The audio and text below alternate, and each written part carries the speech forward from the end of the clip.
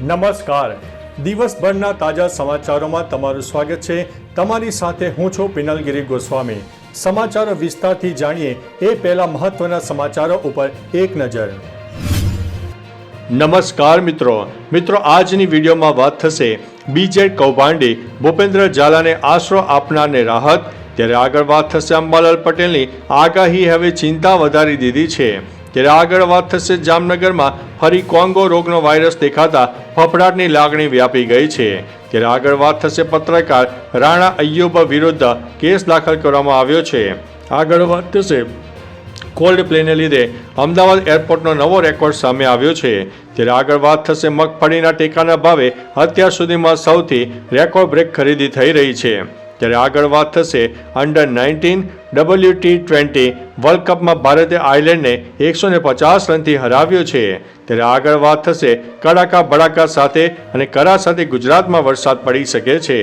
આગળ વાત થશે 4 વાગ્યાથી રાજકોટ જામનગર હાઈવે પર ભારે વાહનો ઉપર પ્રતિબંધ લગાવવામાં આવ્યો છે। ત્યારે આગળ વાત થશે ઉમેદવારો પસંદગી માટેની સેન્સ પ્રક્રિયા પૂર્ણ થઈ છે। વાત છે જૂનાગઢની। ત્યારે આગળ વાત થશે આ કંપનીને ફટકારવામાં આવ્યો છે કરોડો રૂપિયાનો દંડ। ત્યારે આગળ વાત થશે રાષ્ટ્રપતિ 31 જાન્યુઆરીએ સંસદને સંબોધિત કરનારા છે। હવે મિત્રો સમાચારો વિસ્તારથી। રાષ્ટ્રપતિ દ્રૌપદી મુર્મુ 31 જાન્યુઆરી 2025ના રોજ સંસદના બંને ગૃહોને સંબોધિત કરશે। આ સાથે જ સંસદનું બજેટ સત્ર રજૂ કરશે। પહેલું સત્ર 31 જાન્યુઆરીથી 13 ફેબ્રુઆરી સુધી ચાલશે, જ્યારે બીજું સત્ર 10 માર્ચ 2025થી શરૂ થશે અને 4 એપ્રિલ 2025 સુધી ચાલશે। નાણામંત્રી નિર્મલા સીતારમણ 1 ફેબ્રુઆરીના રોજ બજેટ રજૂ કરશે। મિત્રો, અન્ય મહત્વના સમાચારની વાત કરીએ તો આ કંપનીને ફટકારવામાં આવ્યો છે કરોડો રૂપિયાનો દંડ। સુરતના હજીરામાં EMNS કંપનીને 18 કરોડ રૂપિયાનો દંડ ફટકારવામાં આવ્યો છે। EMNS કંપનીએ ઘણા સરકારી જમીન ઉપર દબાણ કર્યું હતું। આ મામલે ઘણી રજૂઆત કરાઈ છે, પછી કલેક્ટરે મામલતદારને તપાસ કરતા કહેતા 18 જેટલા કેસ સામે આવ્યા છે।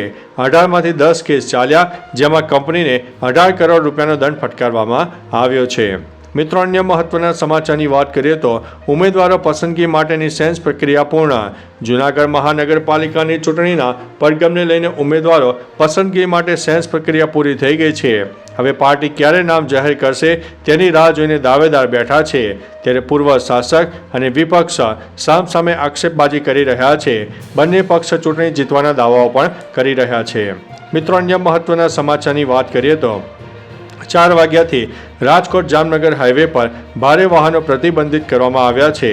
ભારત ઇંગ્લેન્ડ વચ્ચે ચાલી રહેલી T20 સિરીઝની ત્રીજી મેચ કોલકાતા કહી શકાય કે રાજકોટના નિરંજન શાહ સ્ટેડિયમમાં રમવા જઈ રહી છે। ત્યારે ખંડેરી પાસે આવેલા સ્ટેડિયમમાં રમાનારી મેચના પગલે બપોરે 4 વાગ્યાથી રાત્રે 1 વાગ્યા સુધી રાજકોટ જામનગર હાઈવે પર ભારે વાહનો પર પ્રતિબંધ મૂકીને ડાયવર્ઝન આપવામાં આવ્યું હતું। મોટી સંખ્યામાં પ્રેક્ષકો આવવાના હોવાથી પોલીસનો ચુસ્ત બંદોબસ્ત પણ જોવા મળ્યો હતો। મિત્રો, અન્ય મહત્વના સમાચારની વાત કરીએ તો કડાકા ભડાકા અને કરા સાથે ગુજરાતમાં વરસાદ પડશે। 30 અને 31 જાન્યુઆરી આ વેસ્ટર્ન ડિસ્ટર્બન્સ દેશના ઉત્તરીય પર્વતીય પ્રદેશોમાં આવવાની શક્યતા છે, જેના કારણે દેશના ઉત્તરીય પર્વતીય પ્રદેશમાં પવનના તોફાનો થશે અને કમોસમી વરસાદ, કરા પડવા અને ક્યાંક મેઘગર્જના થાય તેવી શક્યતા છે। હવામાન નિષ્ણાત અંબાલાલ પટેલે 28 જાન્યુઆરીથી રાજ્યમાં અનેક વિસ્તારમાં વાતાવરણમાં પલટો આવશે તેવી આગાહી વ્યક્ત કરી હતી। મિત્રો, અન્ય મહત્વના સમાચારની વાત કરીએ તો અંડર-19 WT20 વર્લ્ડ કપમાં ભારતે આયર્લેન્ડને 150 રનથી હરાવ્યું છે। ભારતે અંડર-19 મહિલા T20 વર્લ્ડ કપ 2025માં શાનદાર પ્રદર્શન સાથે સ્કોટલેન્ડને હરાવ્યું છે। પ્રથમ બેટિંગ કરતા ટીમ ઇન્ડિયાએ 209 રનનો લક્ષ્યાંક આપ્યો હતો। જવાબમાં સ્કોટલેન્ડની ટીમ 58 રનના સ્કોર ઉપર પડી ભાગી હતી। હા, ત્રિશાએ ભારત માટે અદ્ભુત પ્રદર્શન કર્યું। તેણે સદી ફટકારી, જ્યારે કમાલિનીએ અડધી સદી ફટકારી હતી। ટીમ ઇન્ડિયા માટે આયુષી શુક્લાએ 4 વિકેટો લીધી હતી। મિત્રો, અન્ય મહત્વના સમાચારની વાત કરીએ તો મગફળીની ટેકાના ભાવે અત્યાર સુધીમાં સૌથી રેકોર્ડ બ્રેક ખરીદી સામે આવી છે। ગુજરાતમાં અત્યારે મગફળી અને સોયાબીન સહિતના ખરીફ પાકોની ટેકાના ભાવે ખરીદી પૂરવેગે ચાલી રહી છે। પીએમ નરેન્દ્રભાઈ મોદીની પ્રેરણાથી ભારત સરકાર દ્વારા ખરીફ પાકોનું વાવેતર થાય તે પહેલાં ટેકાના ભાવ જાહેર કરાયા હતા।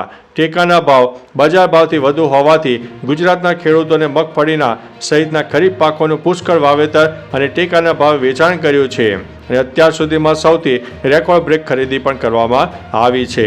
મિત્રો, અન્ય મહત્વના સમાચારની વાત કરીએ તો કોલ્ડપ્લેને લીધે અમદાવાદના એરપોર્ટનો નવો રેકોર્ડ સામે આવ્યો છે. કોલ્ડપ્લે કોન્સર્ટે ધૂમ મચાવી દીધી છે. અમદાવાદ એરપોર્ટ પર દેશ વિદેશથી આવતી ફ્લાઇટોની અને પેસેન્જરોની સંખ્યાને નવા રેકોર્ડ બનાવ્યા છે. 25 જાન્યુઆરી કોન્સર્ટના પ્રથમ દિવસે અમદાવાદના એરપોર્ટ ડોમેસ્ટિક અને ઇન્ટરનેશનલ અને ચાર્ટર્ડ મળીને 340 ફ્લાઇટની અવરજવર થઈ હતી, જેમાં 47,000 પેસેન્જર અમદાવાદ આવ્યા હતા. મુંબઈ, દિલ્હી, ગોવા અને બેંગ્લોર જેવા શહેરમાંથી 31.38 લાખ લોકો આવ્યા હતા. મિત્રો, અન્ય મહત્વના સમાચારની વાત કરીએ તો પત્રકાર રાણા અય્યુબ વિરુદ્ધ કેસ દાખલ કરવામાં આવ્યો છે. દિલ્હીની એક કોર્ટે મંગળવારે એક વકીલની ફરિયાદ પર પત્રકાર રાણા અય્યુબ વિરુદ્ધ કેસ નોંધવાનો આદેશ આપ્યો છે. એવો આરોપ મૂકવામાં આવ્યો છે કે રાણા અય્યુબની સોશિયલ મીડિયામાં પોસ્ટ હિન્દુ દેવતાઓનું અપમાન કરવામાં આવ્યું હતું અને ભારત વિરોધી ભાવના ફેલાવવામાં આવી હતી. કોર્ટે કહ્યું છે કે પ્રથમ દ્રષ્ટિએ પત્રકાર સામે ગુનો બને છે. મિત્રો, અન્ય મહત્વના સમાચારની વાત કરીએ તો જામનગરમાં ફરીથી કોંગો રોગનો વાયરસ દેખાતા ફફડાટ જોવા મળ્યો છે. જામનગર શહેરમાં પંચેશ્વર ટાવર વિસ્તારમાં રહેતા 50 વર્ષીય એક આધેડનું કોંગો ફીવરને કારણે મૃત્યુ થતાં આરોગ્ય તંત્રમાં દોડધામ વ્યાપી ગઈ છે. આરોગ્ય વિભાગના સૂત્રો મુજબ પંચેશ્વર ટાવરના ભરવાડપાડામાં રહેતા મોહનભાઈ મેરુભાઈ કટોરિયા નામના 50 વર્ષીય આધેડને તાવ આવતા તેમને જામનગરની ગુરુ ગોવિંદસિંહ હોસ્પિટલમાં ખસેડ્યા બાદ સોમવારે સારવાર દરમિયાન તેમનું મૃત્યુ નિપજ્યું છે. મિત્રો, અન્ય મહત્વના સમાચારની વાત કરીએ તો અંબાલાલ પટેલની આગાહીએ ચિંતા વધારી છે. હજુ તો ઠંડીનો ચમકારો અનુભવાઈ રહ્યો છે, ત્યારે હવામાન શાસ્ત્રી અંબાલાલ પટેલે મોટી આગાહી કરી છે. તેમના જણાવ્યા પ્રમાણે મહા મહિનાની શરૂઆતમાં એટલે કે 2 થી 4 ફેબ્રુઆરી દરમિયાન માવઠું થવાની શક્યતા છે. રાજ્યના વિવિધ વિસ્તારમાં ગાજવીજ સાથે વરસાદ પડી શકે છે, સાથે પવન પણ રહેશે. આ આગાહીથી ખેડૂતોની ચિંતામાં વધારો થયો છે. શિયાળુ પાક હવે તૈયાર થવા આવ્યો છે, તેવામાં જો માવઠું થશે તો નુકસાન પણ વ્યાપક થઈ શકે તેવી શક્યતા છે. મિત્રો, અન્ય મહત્વના સમાચારની વાત કરીએ તો બીજેડ કૌભાંડી ભૂપેન્દ્ર ઝાલાને આશરો આપનારને રાહત. બીજેડ કૌભાંડના મુખ્ય આરોપી ભૂપેન્દ્રસિંહ ઝાલાને આશરો આપનાર આરોપીને કોર્ટે રાહત આપી છે. આરોપી કિરણસિંહને જેલ મુક્ત કરવા ગ્રામ્ય સેશન કોર્ટની મંજૂરી મળી છે. જ્યારે બીજી તરફ મુખ્ય આરોપી ભૂપેન્દ્રસિંહ ઝાલાની જામીન અરજી પર કોર્ટે ચુકાદો અનામત રાખ્યો હતો. 30 જાન્યુઆરીના રોજ ગ્રામ્ય સેશન કોર્ટમાં ચુકાદો આપશે. તો ચાલો મિત્રો, ફરીથી દેશ અને દુનિયાના સુપરફાસ્ટ સમાચાર લઈને મળતા રહીશો. ત્યાં સુધી અમને રજા આપશો. નમસ્તે.